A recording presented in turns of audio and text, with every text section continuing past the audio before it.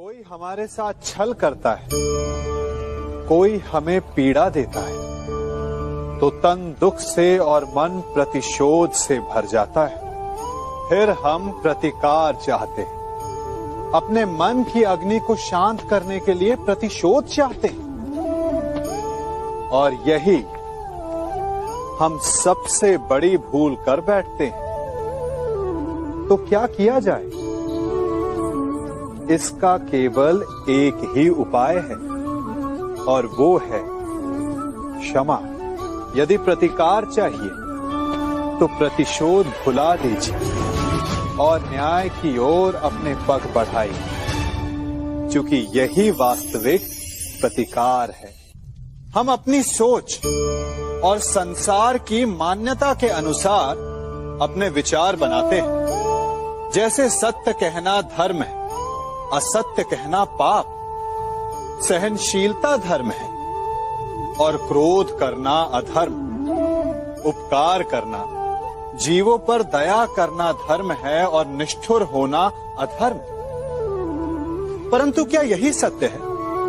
क्या कभी कभी परिस्थितियां इन आवेशों को उल्टा नहीं कर देती? करती है। यदि इस संसार में कुछ धर्म है, कुछ पुण्य है, कुछ महान है, तो परिस्थिति के अनुसार चलना।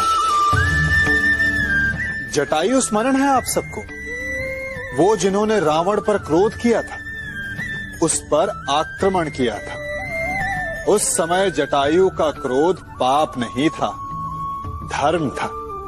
इसीलिए अंत में उन्हें भगवान राम की गोद मिली। और कुछ ऐसे भी होते हैं जो धर्म को सहनशीलता समझकर हर अन्याय को सहते हैं और अंत में वो बाणों की शैया पाते हैं। यदि कोई पशु या व्यक्ति अकारण आक्रमण करके किसी निर्दोष के प्राण लेने की चेष्टा करे, तो उसके रक्षा हेतु उसका वध कर देना पाप नहीं, समय की मांग है। क्योंकि आक्रमण भी आत्मरक्षण ही है। यदि किसी दुष्ट की सहायता करने से सामान्य मनुष्य को कष्ट पहुंचे, पीड़ा पहुंचे, तो उसे सहायता ना देना ही धर्म है। अकारण क्रोध अस्वीकार्य है, परंतु यदि क्रोध से कुछ शुभ हो, पाप बाहुभीत हो, तो क्रोध और दंड भी धर्म ही है।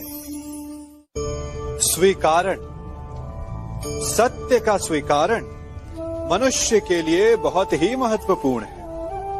जब तक मनुष्य सत्य को स्वीकार नहीं करता, उसे असत्य से लड़ने की शक्ति प्राप्त नहीं होती। जब आप भोजन करते हैं तो क्या होता है?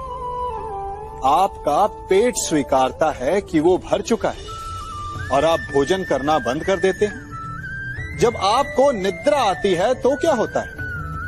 आपका मन स्वीकारता है कि आपका शरीर थक चुका है और उसे विश्राम की आवश्यकता है। उसी प्रकार जब आपको किसी व्यसन को रोकना हो, तो आपको स्वीकारना पड़ता है कि बहुत हो चुका, चाहे वो लालच हो या मदिरापान।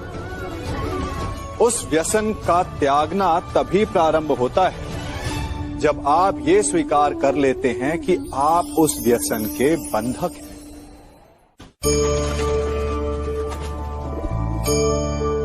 इन पक्षियों को देख रहे हैं आप? इनका उड़ना वायु में इतना संतुलन मुक्त कर देता है ना? इन्हें उड़ते देख आपके मन में भी इच्छा होती होगी कि इन्हीं की भांति आप भी स्वतंत्रता से उड़ पाएं। ईर्ष्या होती है ना, जब आप इन्हें खुले आकाश में ऐसे विचरण करते देखते हैं। पर कभी सोचा है, इस उड़ान को, इस स्वतंत्रता को पाने के लिए कितना परिश्रम, कितना अभ्यास किया होगा इन्होंने? आकाश में उड़ने से पूर्व धरती पर कितना गहन परिश्रम किया होगा इन्होंने। इनके माता पिता ने पहली बार जब इन्हें पंख फड़फड़ाने को उकसाया होगा, तो कितनी बार घिरे होंगे। पहली बार वायु में उड़ते समय कितना भय लगा होगा इन्हें। अपनी पहली उड़ान के पश्चात धरती पर उतरते समय गिरकर कितनी चोट खाई होगी। इस उड़ान का, इस स्वतंत्रता का ये मूल है। यदि आप ये दे सकते हैं तो अवश्य आप भी इस स्वतंत्रता को पा सकते हैं। इन पक्षियों की भांति ही अपने चारों ओर जब भी आप किसी सफल मनुष्य को देखें तो उससे ईर्ष्या ना करें। उसके परिश्रम और पीड़ा को समझने का प्रयास करें जो उसने यहां तक पहुंचने में पाई है। प्रेरणा लें, प्रयास करें और स्वयं भी सफल हो जाएं। हमारे जीवन का मूल आधार है करुणा। करुणा क्या है?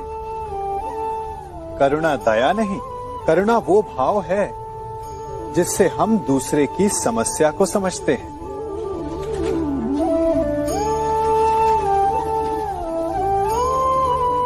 उसकी कठिनाई को अनुभव करते हैं।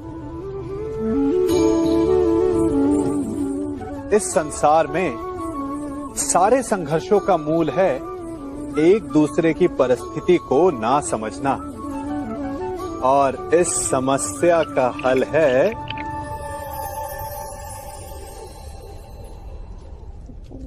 करुणा। करुणा किसी पशु पक्षी के प्रति हो या किसी मनुष्य के प्रति, ये आपके जीवन में कलेश और संघर्ष जैसी भावनाओं को दूर रखती है।